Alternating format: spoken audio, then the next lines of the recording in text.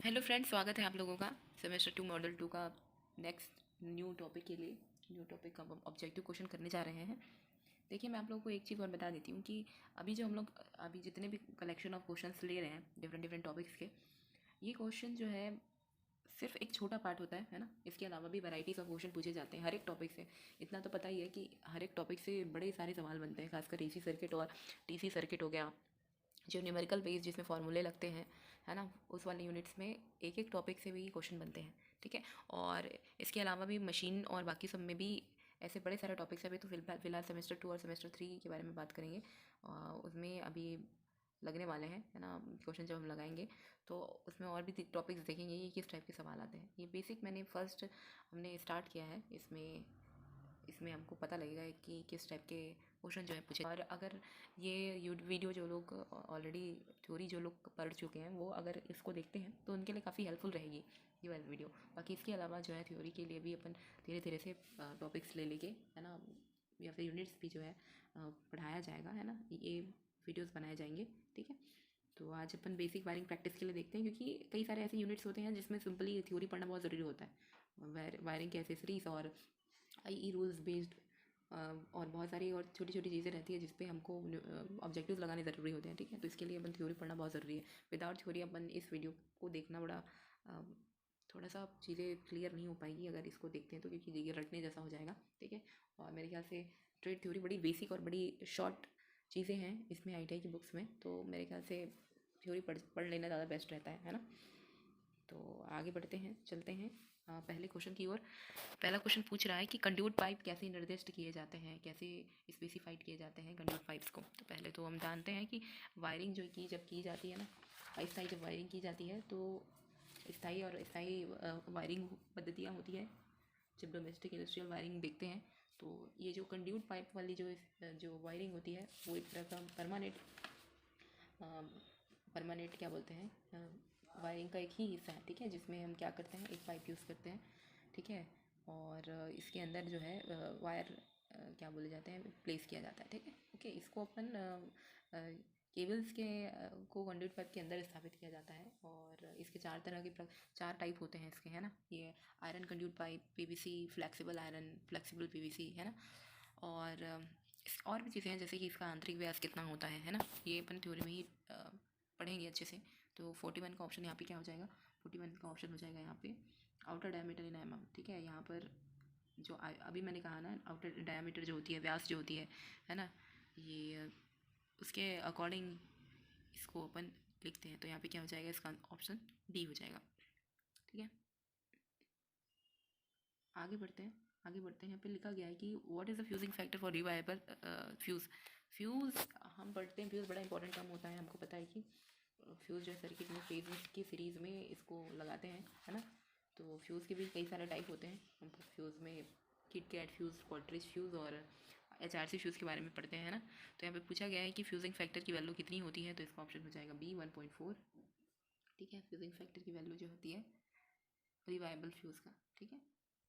आगे बढ़ते हैं, यहाँ पूछा गया है what is the purpose of the underwriter's knot for the pendant holder connection. Pendant holder संयोजन के लिए अंडर राइटर की गार्ड का उद्देश्य क्या होता है, ठीक है। तो इसका ऑप्शन हो जाएगा डी। इसमें लिखा हुआ है कि reduce the strain from the terminals of accessories. सामान के टर्मिनल में तनाव को कम करने के लिए ये अंडर राइटर नॉट लगाया जाता है, ठीक है। ओके, आगे बढ़ते हैं, नेक्स्ट क्वेश्चन की ओर। यहाँ पे पूछा गया है what is the type of fuse. किस टाइप का फ्यूज़ दिखाई दे रहा है। तो देखिए यहाँ पे फ्यूज़ कैसा है, यहाँ पर एक तरह का प्लेट बना हुआ है जहाँ से इसको कसा जाता है। और ये यहाँ पर देखने के लिए एक छोटी सी विंडो यहाँ पे रखी हुई है, ठीक है। ओके, ये टाइप का फ्यूज़ इसको हम बोलते हैं, ये एक तरह का क्वार्ट्रिज फ्यूज़ होता है ना। तो यहाँ पे ये फ्यूज़ का नाम क्या हो जाएगा, इसका ऑप्शन हो जाएगा B high rupturing capacity fuse, HRC fuse, ठीक है। HRC फ्यूज़ के कैरेक्टरिस्टिक जैसे दिखते हैं, है ना। क्योंकि HRC फ्यूज़ कैसी होती है, HRC फ्यूज़ जो होती है वो एक दो इलेक्ट्रोड्स ऐसे होते हैं, ठीक। और इन इलेक्ट्रोड में इसको कसा जाता है। और साथ ही साथ में ये फ्यूज़ की क्षमता होती है 30 एम्पियर से लेके 1000 एम्पियर तक, ठीक है। ओके, आगे बढ़ते हैं, आगे बढ़ते हैं। यहाँ पे भी लिखा गया है what is the name of electrical accessories. ये जो दिख रहा है ना, ये क्या दिख रहा है, किस टाइप का है? तो देखिए यहाँ पर कुछ इस तरीके से चूड़ीदार इसमें होल्डर का कैप बना हुआ है ना। होल्डर जो है वो कसा कसा जाता है, ठीक है, किसी विद्युत लाइन में। तो ये होल्डर जैसा तो दिख रहा है पहली बात, और साथ ही साथ स्क्रू जैसा इसमें इसका कैरेक्टरिस्टिक बना हुआ है, ठीक है, इसलिए इसका नाम हो जाएगा एडिशन स्क्रू टाइप होल्डर, ठीक है। स्क्रू दिख रहा है ऑफकोर्स, इसलिए अपन इसको अच्छे से आइडेंटिफाई कर सकते हैं। यहाँ पे लिखा है 46 वायरिंग परिपथ में प्रयुक्त इस प्रतीक का नाम बताएं। तो ये कैसा दिख रहा है? ये दिख रहा है प्लग एंड सॉकेट की तरह, इसको हम बोल सकते हैं। ये याद रखेंगे, प्लग और सॉकेट का ही साइन होता है, okay. Which type of the load is protected by the L series MCB। L श्रेणी के MCB के द्वारा किस प्रकार के भार को सुरक्षित रख सकते हैं? किस तरह के भार को सुरक्षित रख सकते हैं? इसका ऑप्शन हो जाएगा बी, गीज़र, ठीक है, इसका ऑप्शन हो जाएगा गीज़र, ठीक, बी। आगे बढ़ते हैं। यहाँ बोला गया है कि which type off switch is used in the circuit. किस प्रकार का स्विच जो है यूज़ किया जा रहा है यहाँ इस सर्किट में। तो देखिए यहाँ पर इस पर ध्यान दीजिए, ये यहाँ पर कैसा दिख रहा है। यहाँ पर दो सबसे पहली बात तो यहाँ से ये टर्मिनल जो है दो पोल्स को इंडिकेट कर रहा है ना, जो दो फेज़ों में वर्क कर सकता है, दो डायरेक्शन में काम कर सकता है। तो ये as a two way switch की तरह दिखाई दे रहा है, ठीक है। ऑप्शन हो जाएगा यहाँ पर बी, टू वे स्विच। आगे बढ़ते हैं। What is the effect of low current rated cable use to connect the higher current load. किस टाइप का अपन लो करंट केबल यूज़ करते हैं? तो कम धारा वाले रेटेड केबल को उच्च धारा भार में जोड़ने पर इसका प्रभाव क्या पड़ता है, ये पूछा गया, ठीक है। तो क्या प्रभाव पड़ेगा? ये क्या हो जाएगा, केबल जो है डैमेज हो जाएगा, क्योंकि हीटिंग लॉस बहुत होगी। करंट अगर जो लो रेटेड केबल है, जो लो करंट को पास कराता है, उसको अगर हाई वैल्यू पे अपन करंट दे तो ये क्या करेगा, ये हीट जनरेट करेगा और डैमेज हो जाएगा, ठीक है। आगे बढ़ते हैं। यहाँ पे लिखा गया है what is the name of this conduit accessory. इसका क्या का नाम होता है? तो ये देखो, ये एक्चुअली इसको बोलते हैं मोड, है ना, अपन एंगल एल्बो बोलते हैं, है ना। तो इसका क्या हो जाएगा? ऑप्शन हो जाएगा डी, इंस्पेक्शन बेंड, ठीक है, इंस्पेक्शन बेंड हो जाएगा। एक्चुअली बेंड बोलते हैं इसको, एल्बो की तरह दिख रहा है ये एल शेप में। इसी तरीके का एल्बो भी होता है जो एल शेप में रहती है, जिसको दो कंड्यूट पाइपों के बीच में एज अ कनेक्शन यूज़ करते हैं। जहाँ पर घुमाव होता है ना, वहाँ पर यूज़ किया जाता है, ओके। आगे बढ़ते हैं। आगे लिखा हुआ है कि मध्यवर्ती स्विच के मध्य कितने टू वे स्विच एक लैम्प को तीन अलग अलग स्थानों के लिए नियंत्रित करने के लिए उपयोग किया जाता है। How many two way switches with intermediate switch are use to control the one lamp from the different places.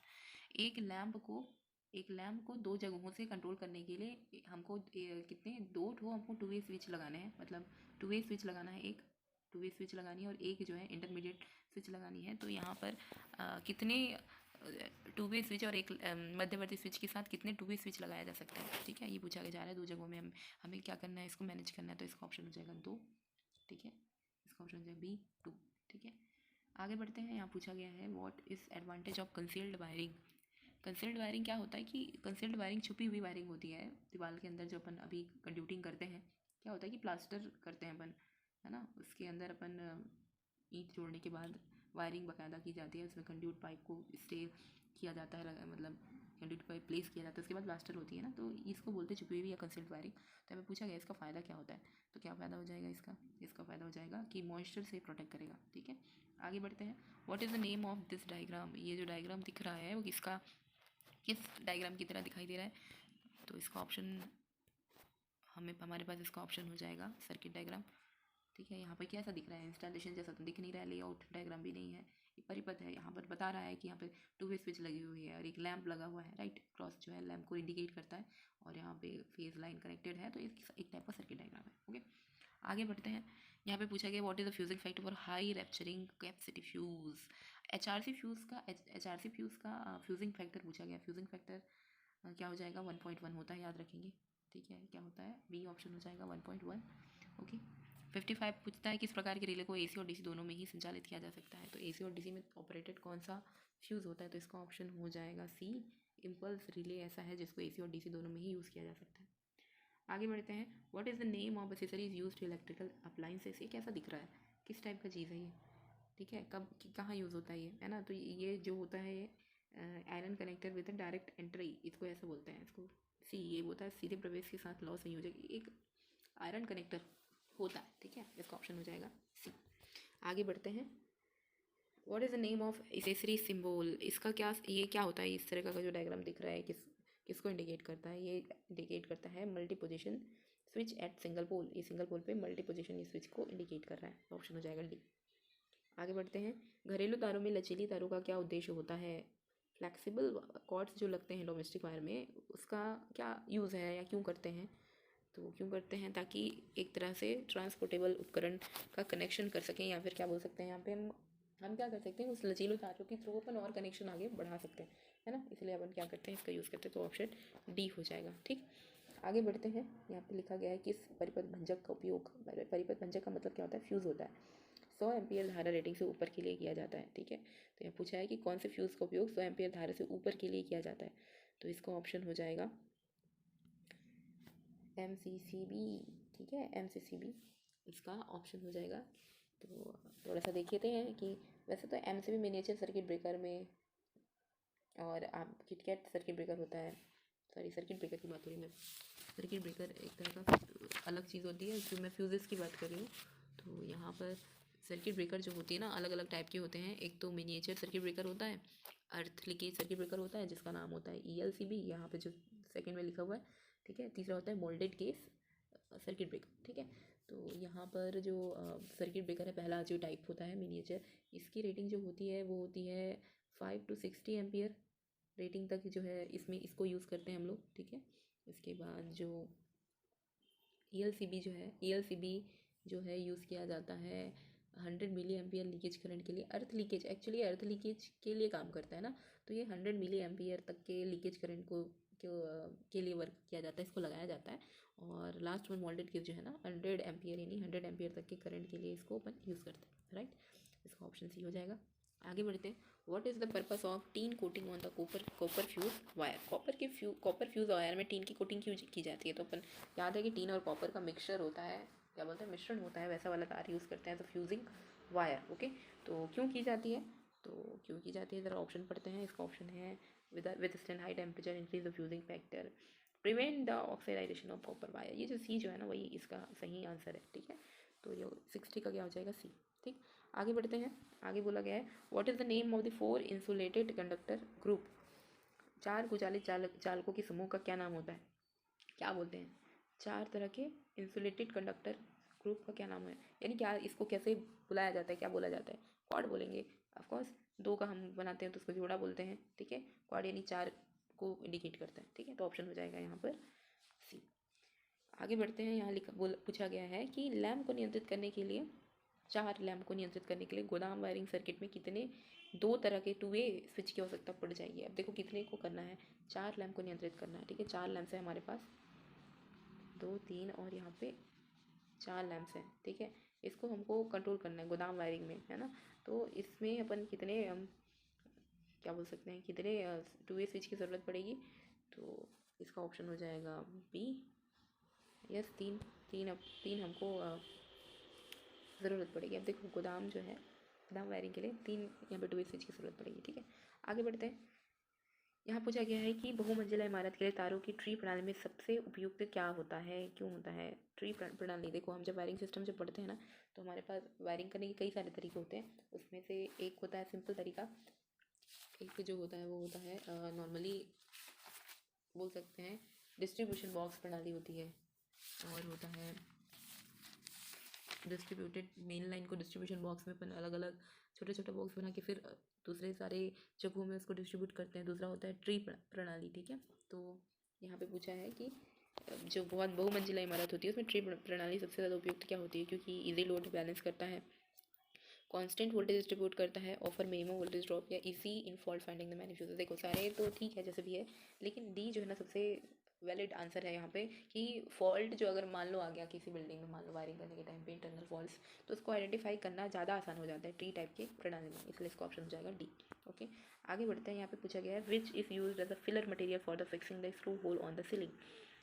तो क्या यूज़ करते हैं अगर सीलिंग में हम फिलर मटेरियल की तरह, सीलिंग में अगर हमको स्क्रू होल करना है तो सब फिलर क्या यूज़ करते हैं, तो इसका ऑप्शन हो जाएगा नायलॉन बी। ओके, आगे बढ़ते हैं, यहाँ पे पूछा है what is the symbol indicate, यहाँ पर एक सिंबल गिवन होगा, कहाँ चला गया, सॉरी यहाँ पर एक सिंबल दिया गया है, इस सिंबल का क्या नाम है, तो कैसा दिख रहा है सिंबल, ये सिंबल का नाम हो जाएगा रिले जैसा दिख रहा है, ये ड्राई रेड रिले है। रिले के टाइप्स पढ़ेंगे। देखिए ये जो यूनिट से मैंने कहा ना थ्योरी पढ़ना इसमें बहुत ज़रूरी है, साथ ही साथ सारे डायग्राम्स को भी ध्यान में देने हैं। आईटीआई में सिंबॉलिक रिप्रेजेंटेशन काफ़ी मैटर करता है, क्योंकि एक सिंबल कि मतलब किसी भी डिवाइस को कैसे रिप्रेजेंट करेंगे, चाहे वो स्विच हो, प्लग हो, रिले हो, है ना, और उसको दिखता कैसे, एक्चुअली कैसे दिखता है और किस टाइप का है वो दिखाना ज़रूरी है, देखना ज़रूरी है। ठीक है, तो ये जो जाएगा 66 का option B, dry reed relay की तरह दिखाई दे रहा है, और इसको हम इसके लिए इसका ऑप्शन क्या हो जाएगा हमारा बी। ओके, आगे बढ़ते हैं। यहाँ पूछा गया है what is the name of this diagram. अब ये यहाँ पर जो डायग्राम दिया गया है वो क्या है, किसका डायग्राम है ये, तो ये क्या लेआउट डायग्राम है, इंस्टॉलेशन डायग्राम है, सिस्टमेटिक डायग्राम है, वायरिंग डायग्राम है। तो यहाँ पे इंस्टॉलेशन जैसा लग रहा है, तो इसलिए इसका ऑप्शन हो जाएगा सी। ठीक है, तो ये हो जाएगा आपका इंस्टॉलेशन डायग्राम। ओके, 67 का सी। ठीक है, आगे बढ़ते हैं। यहाँ लिखा गया है कि ICDP मुख्य स्विच का उपयोग कहाँ किया जाता है, तो कहाँ किया जाता है ICDP मेन स्विच का प्रयोग। इसको देखो, इसका फुल फॉर्म पहले देखते हैं, आयरन क्लैड डबल पोल। ठीक है, आयरन क्लैड डबल पोल, इसका ऑप्शन देखते हैं। लार्ज इंडस्ट्रियल इंस्टॉलेशन में क्या, कंट्रोल मेन और द ब्रांच सर्किट, या सिंगल फेज डोमेस्टिक इंस्टॉलेशन, या फिर 3 फेज पावर सर्किट इंस्टॉलेशन। तो इसको सिंगल फेज डोमेस्टिक इंस्टॉलेशन में ICDP यूज़ कर लेते हैं हम लोग। ठीक है, तो ऑप्शन हो जाएगा सी। आगे बढ़ते हैं। Which electrical accessories belong to the general classification of accessories, इसमें कौन सा है जो जनरल सामान्य वर्गीकरण से संबंधित होता है, तो यहाँ पर 69 का ऑप्शन हो जाएगा बी, सीलिंग रोजेस। सीलिंग रोज जो है ना, ये प्राइमरी होती है, सामान्य जनरल क्लासिफिकेशन में इंक्लूड होती है। ठीक है, तो बाकी सब जो बचे हुए हैं वो सारे स्पेशल कैटेगरीज का है। फ्यूज़ में फ्यूज़ की कैटेगरी, इंटरमीडिएट स्विचेस में इंटरमीडिएट स्विच होता है, लैम्प होल्डर्स मतलब एक होल्डर्स की कैटेगरी में आएगी। ठीक है, तो आगे बढ़ते हैं। तो यहाँ पे एसेसरीज चैप्टर में ना ये सारे टॉपिक्स कवर होते हैं। फ्यूज़ के बारे में पढ़ेंगे, सर्किट ब्रेकर्स के बारे में पढ़ेंगे, सीलिंग रोज यानी कि क्या क्या अपन फैन इंस्टॉलेशन के टाइम पे क्या क्या चीज़ों की ज़रूरत पड़ती है, इंटरमीडिएट यानी स्विचेस का एक अलग चैप्टर है, स्विचेस की एक अलग क्लासिफिकेशन है, होल्डर्स का एक अलग क्लासिफिकेशन है, कनेक्ट क्या बोल सकते हैं, वायरिंग जो होती है घर की, उसके लिए एक अलग क्लासिफिकेशन है, और उसको हम लोग डिटेल में पढ़ेंगे। ठीक है, तो इस तरीके की चीज़ें जो है पढ़नी पड़ेगी इस यूनिट्स के लिए। और 70 देखते हैं, यहाँ पूछा गया है डीसी श्रृंखला MCB, डीसी श्रृंखला MCB का एप्लीकेशन क्या है, क्या यूज़ होता है, तो इसका ऑप्शन हो जाएगा लोकोमोटिव में। सीरीज जो मोटर है ना, डीसी सीरीज क्या बोलता है, MCB के बारे में बात किया, तो लोकोमोटिव में इसका प्रयोग किया जाता है। ठीक है, आगे बढ़ते हैं। यहाँ पूछा गया है what is the term for the time taken by fuse to interrupt the circuit in the fault. इसमें क्या बोला गया है, इसमें बोला गया है कि time taken by the fuse to interrupt the circuit in the fault, तो क्या बोलते हैं जब जो टाइम लिया जाता है फ्यूज़ के द्वारा किसी सर्किट के फॉल्ट को हटाने के टाइम पर, मतलब मान लो कोई सर्किट में एक कोई फॉल्ट आता है और उस फॉल्ट को हटाने के लिए किसी फ्यूज़ के द्वारा कितना टाइम लिया जाता है, उसको एक टर्म से हम क्या बोलते हैं, रिप्रेजेंट करते हैं। वो टर्म क्या होता है, वो टर्म होता है कट ऑफ फैक्टर। ठीक है, कट ऑफ फैक्टर ये उस टाइम को बताता है जिस टाइम पर फॉल्ट आने के साथ साथ हमारा फ्यूज़ जो है ना कितना जल्दी ये ऑपरेट कर पाता है। ठीक है, तो हम कट ऑफ फैक्टर बोलते हैं। ठीक है, और आगे बढ़ते हैं। फिर यहाँ पे लिखा हुआ है वायरिंग का ट्री सिस्टम किस स्थान पर सबसे उपयुक्त होता है। ट्री प्रणाली क्यों यूज़ होता है, तो ऑफकोर्स हमको पता भी अभी मल्टी स्टोरेज बिल्डिंग के लिए उपयोगी होता है। तो यहाँ पर जो 72 है, 72 का ऑप्शन हो जाएगा डी। अभी पढ़े थे हम लोग ऊपर ही, है ना, मल्टी स्टोरी बिल्डिंग में फॉल्ट आइडेंटिफाई करने के लिए ज़्यादा आसान सबसे बेस्ट तरीका जो है ये यही ट्री टाइप का सिस्टम होता है। ठीक, आगे बढ़ते हैं। यहाँ पूछा है कि सुरक्षित ठंडा मोड़ने के लिए PVC नली का अधिकतम आकार कितना होना चाहिए, मतलब एक फ्लैक्स सेट क्या होता है कि कभी कभी हमको जब वायरिंग करते हैं तो केबल को मोड़ने की ज़रूरत पड़ती है ना, तो क्या बोलते हैं कि सबसे ख़राब चीज़ क्या होती है, ये केबल जो है डिफेक्ट होने के सबसे बड़े कारण क्या है, इसका मोड। ठीक है, तो जो सेफ मोड होता है जिस एंगल में हम उसको घुमा के वायरिंग करते हैं उसके बारे में पूछा गया, तो इसका ऑप्शन हो जाएगा 25 mm। 25 mm के उस वो लेके क्या बोलना चाहिए, एरिया लेके 25 mm का हम लोग मोड लेके हम क्या करते हैं, इसको वायरिंग करते हैं। Okay, why separate wiring is recommended for home theatre wiring and the power wiring. क्यों सेपरेट वायरिंग की जाती है होम थिएटर वायरिंग और पावर वायरिंग में को क्यों अलग अलग की जाती है, साथ में एक ही पावर सप्लाई की तरह क्यों नहीं की जाती है, क्योंकि यहाँ पर जो होता है इलेक्ट्रिकल इंटरफेरेंस की प्रॉब्लम होती है उसको दूर करने के लिए। ठीक है, आगे बढ़ते हैं। आगे पूछा गया है कि what is the name of lightning circuit. इस सर्किट का, लाइटनिंग सर्किट का क्या नाम होता है, तो इस सर्किट का क्या नाम होगा, कैसा दिख रहा है ये 75 जो दिख रहा है क्या हो रही है, देखिए समझिए इस बात को। पहला लाइट पॉइंट होता है जो कि पहला तो ये स्विच जो है ऑन है, ऑन कंडीशन पे है, ठीक है। इसको ऑन करते हैं, ऑलरेडी ये जो है लाइट 1 जो है ना हमारा क्या हो रहा है कि ग्लो कर रहा है पहले से ही, सारे जो है ना ऑन कंडीशन में है। लेकिन जैसे जैसे हम आगे बढ़ते जाते हैं, हम चाहें तो हम क्या कर सकते हैं, स्विच को ऑफ करते हुए आगे बढ़ सकते हैं, ठीक है। ठीक है, कैसा दिख रहा है, गो डाउन वायरिंग की तरह दिखाई दे रहा है, ठीक है। तो 75 का ऑप्शन हो जाएगा सी, ठीक है, गो डाउन वायरिंग। आगे बढ़ते हैं, यहाँ पर लिखा गया है what is tool use for bend conduit, conduit को मोड़ने के लिए क्या क्या अपन यूज़ करते हैं। इसका ऑप्शन क्या हो जाएगा, हिकी एक टाइप का उपकरण है जिससे हम क्या करते हैं, केबल को मोड़ सकते हैं। What is the expansion of MCB, MCB का फुल फॉर्म क्या होता है, यहाँ पे पूछा है सीधा सीधा। तो यहाँ पे होता है मिनिएचर सर्किट बोर्ड, हम जानते हैं, अभी पढ़े। ठीक, आगे बढ़ते हैं। यहाँ पूछा है what is the purpose of ALCB, earth leakage circuit breaker का क्या प्रयोग होता है, क्या यूज़ होता है। तो इसका यूज़ होता है रेसिड्यूल, क्या होता है कि अर्थ फॉल्ट के बारे में अगर जानते होंगे, लीकेज के बारे में हम जानते होंगे, तो हमको पता है कि कुछ अमाउंट ऑफ काम गया हमारे पास, रेसिड्यूल करंट फ्लो होने लगता है हमारी सर्किट में, है ना। उसको ये क्या करता है, आइडेंटिफाई करता है, खोजता है, मॉनिटर करता है। तो इसका ऑप्शन हो जाएगा बी, ओके। आगे बढ़ते हैं। What is the purpose of the fuse cutout provided at a incoming power supply, आगत बिजली आपूर्ति में प्रदान किए गए फ्यूज कट का उद्देश्य क्या होता है, क्या हो जाएगा इसका ऑप्शन।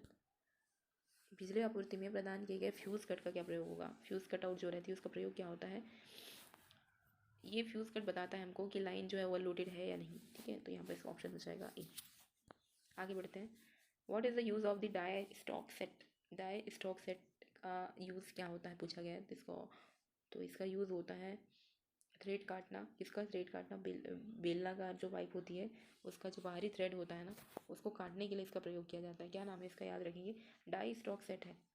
क्या होती है कि हमारे पास केबल्स होती है ना, और उसमें अगर बाहरी थ्रेड को काटना होता है तो उसके लिए अपन ये यूज़ करते हैं, ठीक है। आगे बढ़ते हैं।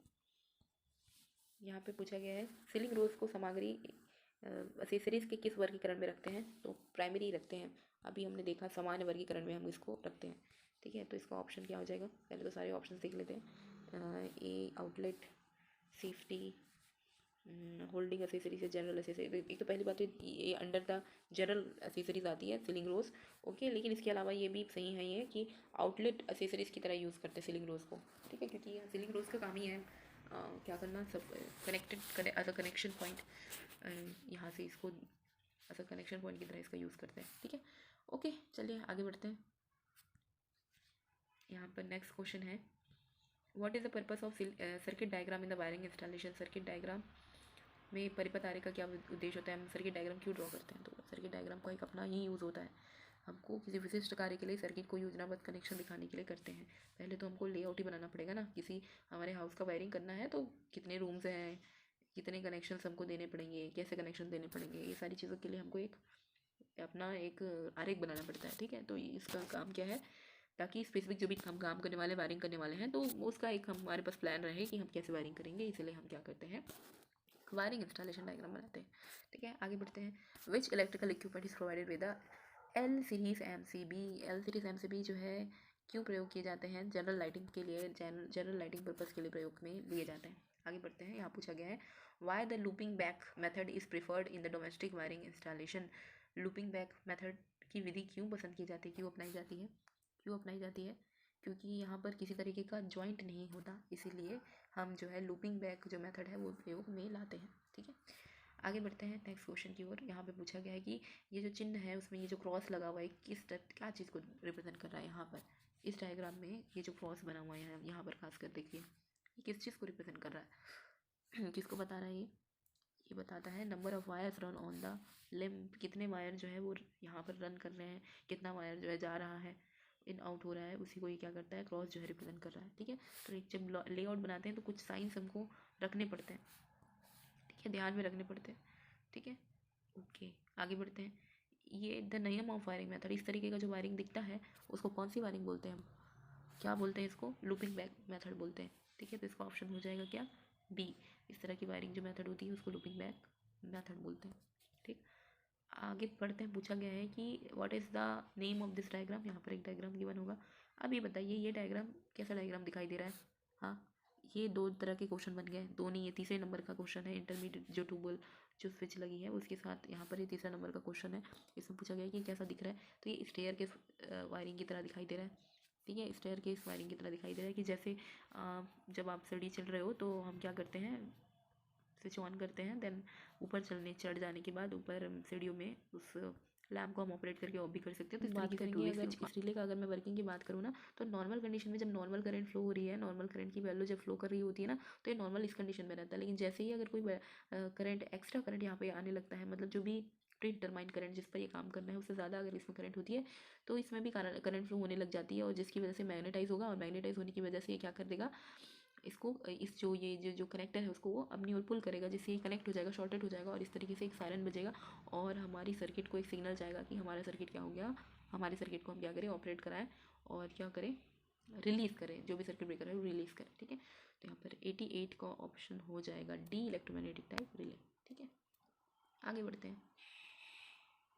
यहाँ पूछा गया है what is the type of wiring, ये कौन से टाइप की वायरिंग है पूछा गया है। ठीक है, तो यहाँ पर ध्यान से देखिए किस टाइप की वायरिंग दिखाई दे रही है। ये दिखाई दे रही है क्लीट वायरिंग। क्लीट वायरिंग ना, देखिए यहाँ पे क्या होती है कि पाइपें लगी हुई है, उसमें हमने क्लीट जो है लगाया हुआ है। अब बताइए 2 क्लीटों के बीच में कितनी दूरी रखते हैं हम लोग, है ना, तो यहाँ करीब 60 सेंटीमीटर करीब हम क्या रखते हैं, 2 क्लीटों के बीच में दूरी रखते हैं, ये भी याद रखेंगे। What is the length of thread on rigid conduit as per BIS के अनुसार जो कठोर कंड्यूट होती है उस पर थ्रेड की लंबाई कितना रखते हैं, इसका ऑप्शन हो जाएगा बी 11 mm टू 27 mm। ठीक है, आगे बढ़ते हैं। यह पूछा गया है गैस टाइट विस्फोटक की स्थापना के लिए किस किस प्रकार का कंड्यूट उपयोग में लिया जाता है। एक्सप्लोसिव इंस्टॉलेशन के लिए क्या क्या यूज़ किया जाता है, तो यहाँ पर 92 का ऑप्शन हो जाएगा, रिजिड स्टील कंड्यूट का यूज़ करते हैं एक्सप्लोसिव अगर प्रकार का हमको इंस्टॉलेशन करना हो। ठीक, आगे बढ़ते हैं। What is the function of the circuit breaker, circuit breaker का क्या काम होता है। सर्किट ब्रेकर का नाम से ही पता लग रहा है कि सर्किट को ब्रेक करने के लिए उपयोग में लाई गई युक्ति को हम क्या बोलते हैं, सर्किट ब्रेकर बोलते हैं। तो यहाँ पे 93 का ऑप्शन हो जाएगा सी, ब्रेकिंग ऑटोमेटिकली एक अब नॉर्मल कंडीशन। हाँ ऑफ कोर्स, रिले के द्वारा जो भी सिग्नल मिलता है अब नॉर्मल कंडीशन में या फिर ओवर करंट की कंडीशन में, ओवर वोल्टेज की कंडीशन में, किस तरीके की एक्स्ट्रा लीकेज करंट की कंडीशन में, बहुत सारी कंडीशन है जिसकी वजह से हमारे पास क्या होती है कि जो प्री डिटरमाइंड करंट वैल्यू से ज़्यादा करंट हमारे सर्किट में फ्लो करने लगती है। ठीक है, अब इसी कंडीशन को भाग के रिले क्या करता है, एक सिग्नल प्रोवाइड करता है। याद रखेंगे रिले एक तरह का स्विचिंग डिवाइस होता है, सॉरी सिग्नल देने वाला डिवाइस होता है। ठीक है, ओके, तो अदर ये क्या बोल सकते हैं, सिग्नल सेंड करने वाला एक डिवाइस होता है। ठीक है, और ये सर्किट ब्रेकर जो है एक्शन करता है उसके अकॉर्डिंग और सर्किट को ब्रेक करता है, याद रखेंगे। ओके, आगे बढ़ते हैं। यहाँ बोला गया है, यहाँ पूछा गया है, नेक्स्ट पूछा गया है what is the function of bimetallic strip in MCB। Bimetallic 2 metallic strip की तरह बाय मेटालिक जो स्ट्रिप यूज़ की जाती है MCB में वो क्यों यूज़ की जाती है पूछा गया है। ठीक है, तो यहाँ पे ओवरलोड प्रोटेक्शन के लिए यूज़ की जाती है। याद रखेंगे जब आप हम मेजरमेंट पढ़ेंगे ना, आगे अपकमिंग सेमेस्टर्स का टॉपिक होता है मेजरमेंट, इसमें हम लोग यहाँ पर भी पढ़ेंगे बायोमेटेलिक स्ट्रिप का यूज़ क्यों करते हैं, ओवरलोड प्रोटेक्शन के लिए करते हैं, या फिर उसमें जो भी ओवरलोड प्रोटेक्शन यूज़ की जाती है वो किस टाइप का किया जाता है ओवरलोड प्रोटेक्शन के लिए क्या यूज़ किया जाता है, ये हम देखेंगे। लेकिन MCB में याद रखेंगे ओवरलोड प्रोटेक्शन के लिए बायोमेटेलिक स्ट्रिप की यूज़ की जाती है। ठीक है, आगे बढ़ते हैं। What is the protection offered by the residual current circuit breaker. Residual current क्या लिखा हुआ है यहाँ पे, RCCB में प्रोटेक्शन क्या यूज़ किया जाता है, कौन सा प्रोटेक्शन यूज़ किया जाता है, तो ये यूज़ किया जाता है प्रोटेक्शन फ्रॉम शॉक है ये शॉक। ओके, शॉक से प्रोटेक्शन के लिए अपन क्या करते हैं, RCCB लगते हैं, रेसिड्यूल करंट सर्किट ब्रेकर। ठीक है, आगे बढ़ते हैं। ये पूछता है कि which wiring suitable for temporary installation. Temporary installation के लिए अपन कौन सा टाइप का वायरिंग यूज़ करते हैं, तो ऑफकोर्स इसका ऑप्शन है हमारा क्लीट वायरिंग। ये टेम्प्रेरी हमें करना हो 96, है ना, क्लीट, कंसील्ड, PVC, मेटल कंड्यूट, तो ये सारे कंड्यूट के जो भी टाइप है उसको परमानेंट वायरिंग के लिए करते हैं। क्लीट वायरिंग जो यूज़ की जाती है वो टेम्प्रेरी वायरिंग के लिए की जाती है। 97 का ऑप्शन सॉरी क्वेश्चन पूछते हैं, ये पूछता है वायरिंग के लूपिंग सिस्टम में फेस कंडक्टर कहाँ पे लगाते हैं, कहाँ लगाते हैं फेस कंडक्टर लगाते हैं सॉकेट कनेक्शन में। फेस कंडक्टर कहाँ लगाया जाता है, सॉकेट कनेक्शन में लगाया जाता है। ठीक है, आगे बढ़ते हैं। यह पूछा गया है कि कितने लिंक क्लिप BIS नियमों के अनुसार कार्डबोर्ड बॉक्स में पैक किए जाते हैं। कार्डबोर्ड बॉक्स में कितने लिंक क्लिप डाले जाते हैं, कितना लिंक क्लिप यूज़ करते हैं, जिसका ऑप्शन हो जाएगा सी, 100 क्लिप्स इसमें लगाए जाते हैं। लिंक क्लिप में लिंक क्लिप जो होती है कितने यूज़ होते हैं किसी एक बॉक्स में, 100। ओके, यहाँ पे पूछा है कि वायरिंग सर्किट का क्या अनुप्रयोग होता है। इसका एप्लीकेशन पूछा गया है। एक टाइप का वायरिंग दिख रहा है ना, वायरिंग डायग्राम है, इसका क्या प्रयोग है पूछा गया है।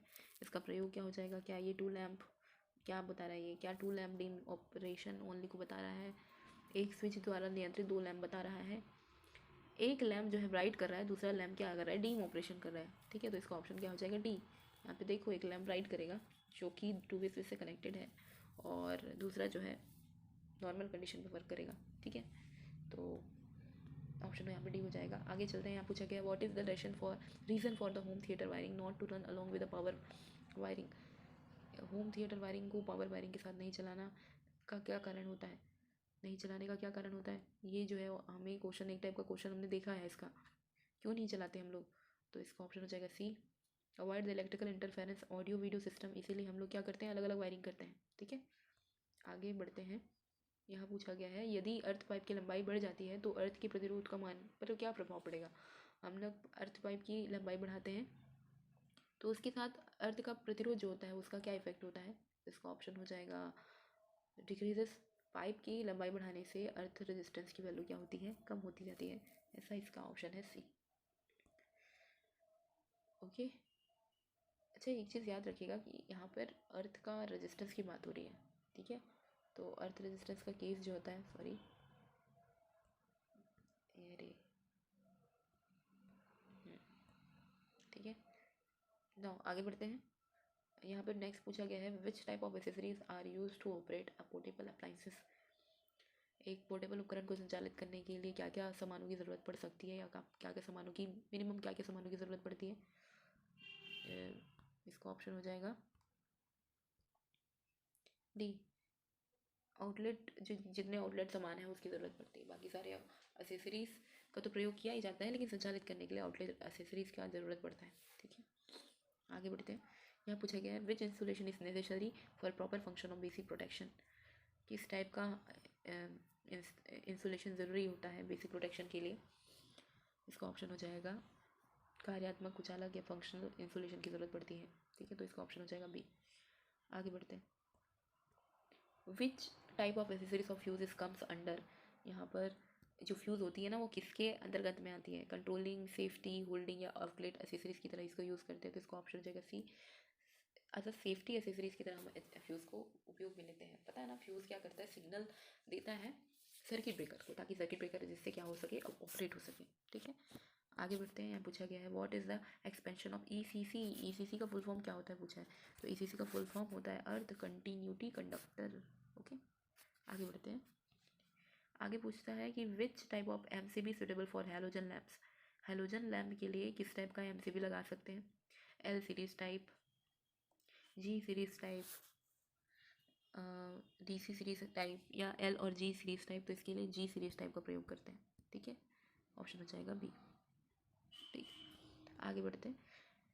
यहाँ पूछा गया है कि 300 वाट से ऊपर के लैम्प के लिए किस प्रकार के लैम्प होल्डर का प्रयोग करते हैं। तो यहाँ पर 300 वाटेज पावर दे दिया गया है, 300 वाट से ऊपर के लैम्प के लिए किस तरीके का होल्डर यूज़ करेंगे। तो इसका ऑप्शन हो जाएगा बी, कॉलेज स्टोव होल्डर। ठीक है, गोलियत पिंच होल्डर का प्रयोग करेंगे। ठीक ना, आगे पूछा गया है AWG का फुल फॉर्म क्या होता है। AWG का क्या फुल फॉर्म हो जाएगा, 108 का ऑप्शन हो जाएगा ए, है ना, अमेरिकन वायर गेज बोलते हैं। एक होता है SWG, स्टैंडर्ड वायर गेज, याद रखेंगे फुल फॉर्म। ठीक है, आगे बढ़ते हैं। यहाँ पर पूछा है कि ये जो सिंबल दिख रहा है इसका क्या नाम होता है, इस तरह का जो सिंबल है उसका क्या नाम है। तो इसका नाम होता है,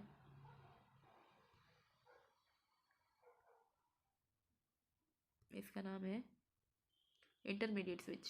इंटरमीडिएट स्विच कहते हैं इसको। ठीक है, तो इसका ऑप्शन हो जाएगा, सॉरी, इसका ऑप्शन हो जाएगा सी। आगे बढ़ते हैं लास्ट क्वेश्चन की ओर। क्या बोल रहे हैं, what is the type of diagram this is type of diagram, किस टाइप का डायग्राम है। This is what type of diagram this is, ये जो है किस तरह का डायग्राम है ये पूछा गया। तो इसका ऑप्शन हो जाएगा ए, ये होता है वायरिंग डायग्राम। ठीक है, इस तरह का जो डायग्राम दिखेगा उसको वायरिंग डायग्राम बोलते हैं। ठीक है, सो ऐसे करके हमारा ये वायरिंग, बेसिक वायरिंग प्रैक्टिस का भी बेसिक जो भी टाइप के क्वेश्चन बनते हैं वो हमने कर लिए हैं। फिर से बता दूं कि ITI की ट्रेड थ्योरी से ही रिलेटेड है, सिलेबस जो है सेम होता है ITI वालों का भी और CTI वालों का भी। तो CTI ITI वालों का सिलेबस सेम होता है, तो दोनों जो है रेफ़र कर सकते हैं। जिनको भी क्वेश्चन लगाने होंगे ये शॉर्टकट में ये पढ़ सकते हैं, है ना। साथ ही साथ इसके लिए थ्योरी पढ़ना ज़्यादा इंपॉर्टेंट है। थ्योरी जब तक नहीं पढ़ेंगे तब तक चीज़ें अच्छे से समझ आएगी भी नहीं, और कितना ही चीज़ें याद करेंगे, क्योंकि हमारे पास ऑब्जेक्टिव्स बड़े सारे बनते हैं। हर एक टॉपिक का बड़ा सारा बहुत सारे ऑब्जेक्टिव्स इसमें बनाए जा सकते हैं, ठीक है। कुछ ऑब्जेक्टिव्स जो है थ्योरी बेस्ड होता है, मैक्सिमम थ्योरी बेस्ड होती है, लेकिन कुछ जो है कहीं कहीं पर सर्किट और बाकी सब में कुछ न्यूमेरिकल टर्म्स भी ऐड होते हैं जो कि हमको याद करने की ज़रूरत होती है, जिसको हम टॉपिक वाइज पढ़ते हैं तो ज़्यादा इजी होता है, ठीक है। तो आज के लिए तो बस इतना ही। तो अब नेक्स्ट टॉपिक के साथ मिलेंगे हम लोग, तब तक के लिए keep watching, keep learning. Thank you.